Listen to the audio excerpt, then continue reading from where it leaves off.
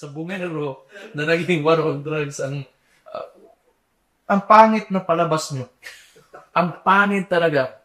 Kung sa Rotten Tomatoes yan, 15%. Kung sa IMDb, maybe IMDb is much more mainstream. 4. Wala. It's not a good movie. I'm telling you. Hello, magandang araw, magandang gabi. Kumusta kayo dyan aking mga minamahal kababayan?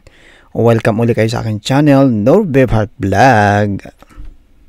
Welcome to this podcast. Okay, aking mga minamahal kababayan, bago natin to simulan ng ating pagbibigyan ng konting komentaryo o konting reaction dito sa video na to na mainit-init pa, ay kung bago makayo sa aking channel, please naman huwag makalimot mag-subscribe, mag-like at mag-share at pakihit ang notification bell para mag-update kayo sa ng video aking i-upload. So mga kababayan, ang ating bibigyan ng konting komentaryo ay itong mainit-init pa at bagong-bago pa na matagal nating inabangan itong pagsasalita ni Mayor Basti Duterte sa kanyang YouTube channel, na kung saan ang topic dito ay itong war on drugs, isabong plus equal mga nawalang sabongero ay ikinukonekta o in-intersect sa war on drugs na nakarang administrasyon ni SOJ Boying Remulla. Ito nga nakakatawa di ba? Paano naging napasama sa isabong pagkawala ng mga sabongero itong war on drugs policy ng nakaraang administrasyon, di ba? Ito nakakatawa. So ngayon ay ito yung bibirahin ni Mayor Basti Duterte. At titingnan natin at papanurin at pakikinggan itong mga banat ni Mayor Basti Duterte dito kay SOJ Remulla. Here we go. Mayor, speaking of among the issues na pang-divert, tinatawag ng mga tao na diversionary tactic. Ito ang biglang pagsulpot ng issue ng mga bisig sabongeros, Mayor, na ngayon pilit pang nililik to the drug war. Okay, ang main platform with this on how they operate diversion through the media is to use the Duterte family. Yun. Mga dyan, si kapatid ko, impeachment, ito, ICC, war on drugs, yung tatay ko. War on drugs, that's not, like even genocide, it's war on drugs. So, why would anyone be, like, sino may ayaw niyan? You want us to be South America, where cartels have tanks and high-powered, high caliber firearms. At hindi, President Rodrigo Duterte tried to stop that from happening and to make, people para makapaglakad ng maayos sa gabi, mga tao dyan sa kami ang ginagamit na diversionary tactics so that they can continue to steal money. I think that would be labeled as, to maneuver the money of the people's taxes. So while mainstream media is consistently, nagpapakita na may problema ng mga Duterte, ganon. Why not try to investigahan what they are doing behind the scenes? Kung mapapansin nga natin mga minamahal kong kababayan, alam nyo, itong ginagawa ngayon, sobrang nasa midterm na tapos ng election ng midterm, kalagitnaan ng term ng administrasyon ngayon ni Bongbong Marcos, di ba? Simula pa, wala na silang ibang ginagawa kundi sisirain itong mga Duterte. Akala natin itong unit team na to, di ba? Akala natin continuity, pero hindi ganoon nangyari, kundi simula pa sa binigyan na CIF na 125M na CIF ni BP Sara Duterte, doon sila nagsimula. Doon nila sinimulan kalkalin para yung incompetent ng administrasyon ngayon ay may divert dito sa mga Duterte. Kung ano-anong mga isyong kinokonekta sa mga Duterte para lamang mapag-iwanan yung kanilang kakulangan, yung kanilang kabulukan. 'Di ba? Nakakasawa, nakakaumay, 'di ba? Itong ginagawa ng administrasyon ngayon. Wala na. Para bang pakiramdam natin itong ang problema ng bansa itong mga Duterte, ano. Grabe 'to. Nakakatabay, grabe, nakakatotong gobyerno ngayon. Kung isipin mo ba naman, ano, parang wala nang problema tong bansa na to, hindi umangat ang ekonomiya, yung corruption, mga krimen, para bang ang lahat ng problema nasa mga Duterte, di ba? Nakakatawa. Grabe. Para nga mapag-iwanan yung pagiging incompetent nila eh. Kakulangan sa kanilang trabaho. So far, parang kami naman ang naging problema dito sa Pilipinas Yun na nga. for the past 3 years. Ibahas na napapunta. So, lumagit midik na. So this Remulla guy is very cunning. Yan si Boying. He's very cunning. Lawyer siya. He's applying for the ombudsman. Kasi ano yan, I think they're having trouble with the impeachment case sa kay Inday Sara. So, this Remulla guy, pag maging ombudsman siya, he will use the position again to weaponize it against the vice president. Yan lang pa niyan. Yan lang ang itindihin nyo. Tapos, yung Taalik sa Bungero, naging war on drugs na sa Bungero. or on drugs. You know, you really look stupid. O yan. O, tingnan mo, SOJ Remulla. Napagsabihan ka talagang you look. You look. Ako, kakahiya. Gumising ka na, Boying. Mga stupido talaga kayo sa totoo lang. Yung ano, sino ba direktor nyo? Sana ako na lang yung ginawa nyo kasi gumawa ng story. Mas magaling ako gumawa ng story. Mananalo pa kayo. Well, mga sabungero, naging war on drugs. Kung sa klase mo eh. Klase ito. Mas sumobra pa kayo sa sa Netflix. Sa totoo lang. No. Oh, narinig nyo? Dapat itong si Mayor Baste Duterte ang kinuha yung scriptwriter. At least naman yung paggawa nyo ng pagdugtong-dugtong nyo sa pag-intersection ng mula sa Isabong na walang sabungero tapos equal to to war on drug policy ng nakarang administrasyon, di ba? Parang hindi sila magka-coincide kaya kakatawa eh. Ba? Kaya nga ito sinabi ni Mayor Baste Duterte dapat siya na lang kinuha yung scriptwriter. Baka mas sakto pa eh. Kakatawa. You are ridiculous people. It's very ridiculous.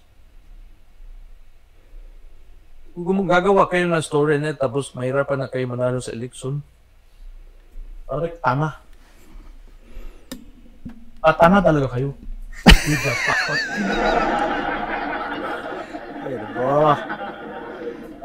Mayor, since you mentioned itong impeachment case niya ni DP Sara, gusto natin pag-usapan, Mayor, sa left. Let me add, Okay. it will not only be the Vice President. Pag sinimulan ni Remulla yung ombudsman niya na posisyon, ang totoo niyan talaga, mga kababayan, masyado lang in-undermine yung utak o katalinuhan ng mga Pilipino. Akala nila siguro, porket ginagawa nila itong mga ganitong eksena, itong mga teleserye na ganito, dinudugtong isang kaso sa ganitong kaso para lang may labas na kasalanan ng mga Duterte. Akala nila, mga bobo ang mga Pilipino. Yan ang akala nila. Masyado lang ina-undermine yung katalinuhan ng mga Pilipino. Pero hindi ganyan. Nagkakamali kayo. Mga gising kami. Hindi kami mga tanga. Alam namin yung mga pinagagawa yung mga kabalastugan.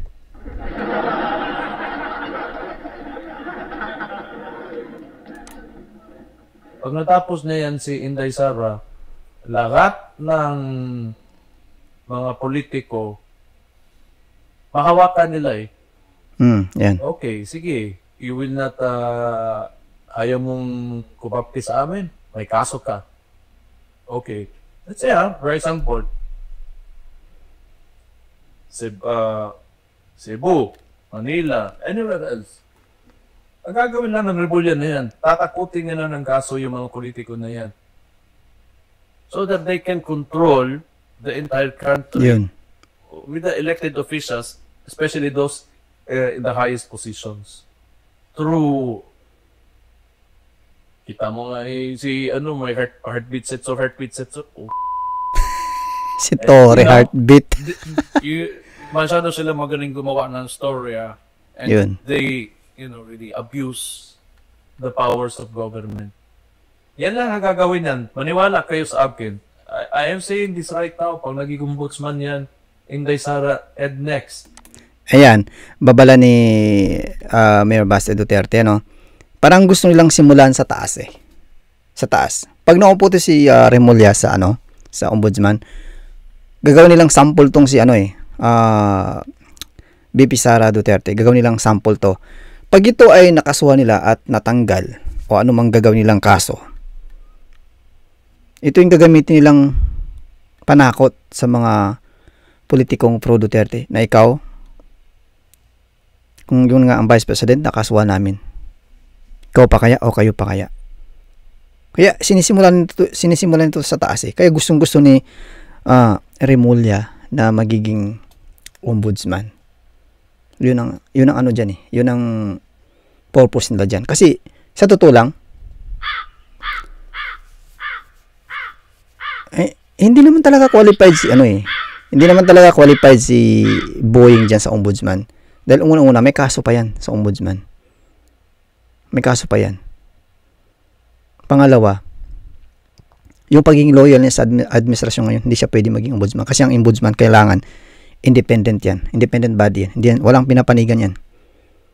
Yung ombudsman. Kaya, ito yung target ngayon ng gobyerno ito. Magiging ombudsman tong si Boying. Sana nga hindi siya maging ombudsman. Dahil pag naging ombudsman yan, wala na ang ating bansang Pilipinas. Wala na talaga. And, they will make an example of Vice President Inday Sara.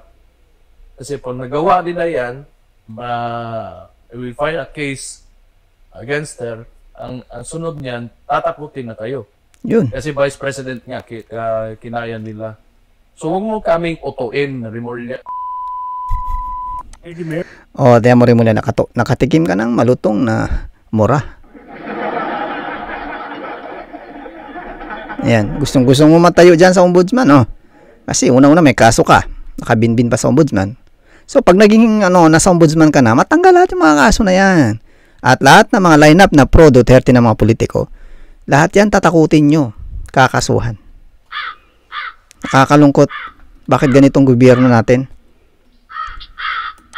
Yeah, actually, we did see already. Remember, the past yung mga, hindi pa ombudsman mayor, but there's already been suspensions.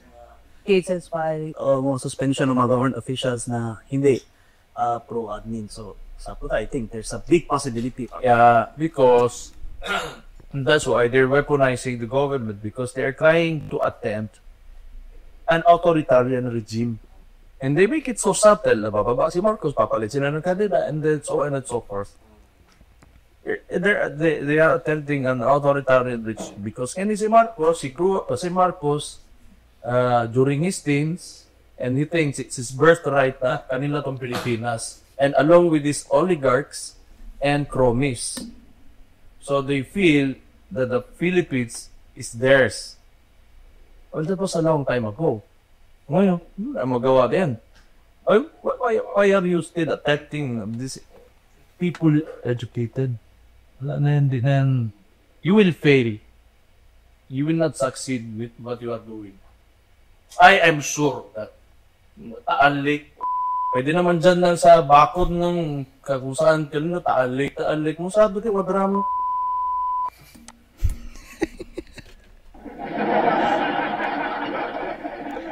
Sino kaya ang scriptwriter nitong Taal Lake na to na kinokonekta sa sa war on drugs policy ng nakarang administrasyon, Ang taba ng utak pero palpak naman.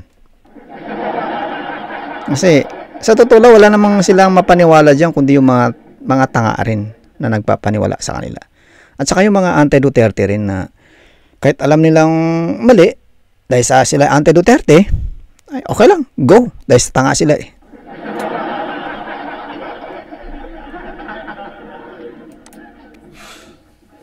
May pataanik. Kung ako may tapon akong patay dyan na lang sa house. Di ba? Pataanik. Poor na din. Nakasako kang... Stop fooling us. Then more relax. Sa bungero na naging war on drugs ang pangit na palabas nyo. Ang pangit talaga. Kung sa Rotten Tomatoes yan, 15%. Kung sa IMDb, maybe IMDb is much more mainstream. 4. Wala. It's not a good movie. I'm telling you. What's funny is, even mainstream media, some vendors of mainstream media finds it also ridiculous. Paano magiging, paano hindi ma-ridiculous yung mga ibang mainstream media? Nagpapaniwala sa mga script na yan eh. Tapos, inaano pa nila, kumbaga sa apoy. Mas lalo nilang pinapalaki yung issue, dinagdagan, nilalagyan ng konting storya, script, para naman yung mga tao na sumusunod sa kanila, nanonood, ay magpapaniwala. Pero alam nyo kung talagang gagamitin lang ng mga tao, talagang mga utak, hindi sila maniniwala sa ganitong mga eksena, itong mga ganitong kadramahan ng gobyerno. Hindi. Yung pag-connect nila sa Omero case and war on drug, which tells us na talagang pangutik na sa tabi. Yeah, you precisely. No, di ba? 3 minutes natin na response dyan. Nasa... 5 na daw ang yung 5. Okay. No. They're all... ginagawa lang nila ito lahat so that they can, move freely in maneuvering money because, corruption is very rampant in the Philippines. So, I think this would be the time na may maganda kayong nakita as an exhibit of kung ano ang pangit na gobyerno. So, tayong mga Pilipino, we should learn from this. Hindi na wala na yan. Hindi to Hollywood. We are talking Totoong about buhay the lives of people. Totoong buhay yung pinag-uusapan dito. Yung mga tanga naman din ang naniniwala doon. May dissent talaga. You cannot, sa politika, wala namin, mga Duterte, may ayaw din talaga dyan. So, be it. But, if they believe kaling itong movie na ginagawa na mga, I think you're to the people. Kung hindi kayo ba ano kayo wala na ulit, pero movie mo.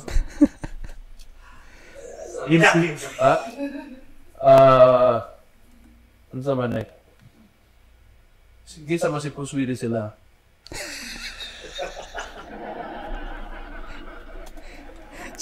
Sino si Bruce Willis sa kanila? Parang yung pelikulang Die Hard, no? Kahit gaano karaming tumama sa kanya, malakas pa rin.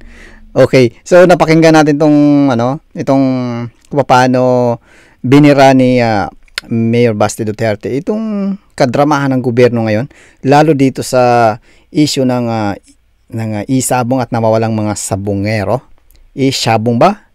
Tapos yung mga sabungero, tapos yung konekta sa war on drugs policy ng nakarang administrasyon. Ito lahat ay mga diversionary tactic para lamang mapagtakpan yung kanilang mga pagkukulang o kakulangan sa kanilang mga trabaho na puro mga walang ginawa tong gobyerno ngayon eh. Walang mga big ticket infrastructure na ipatayo. So para mabaling yung atensyon ng mga tao at hindi mapansin yan, ay wala silang ginawa kundi puro Duterte. Duterte dyan. Duterte doon. Duterte dyan.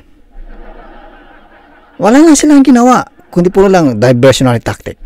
Itong isabong, paano naman nagkakonekta to sa war on drugs policy ng nakarang administrasyon? Grabe naman, oh my God. I hate singhot. Grabe. Okay, so mga minamahal ko kababayan, bago natin bibitawan itong video na to, ay please naman, Huwag makalimot mag-subscribe, mag-like at mag-share at pakihit ang all notification bell para maging update kayo sa mga video aking upload. Maraming salamat. Ingat lagi dyan. Laging panatiliin sa ating gawain sa ating pang-araw-araw ay safety first.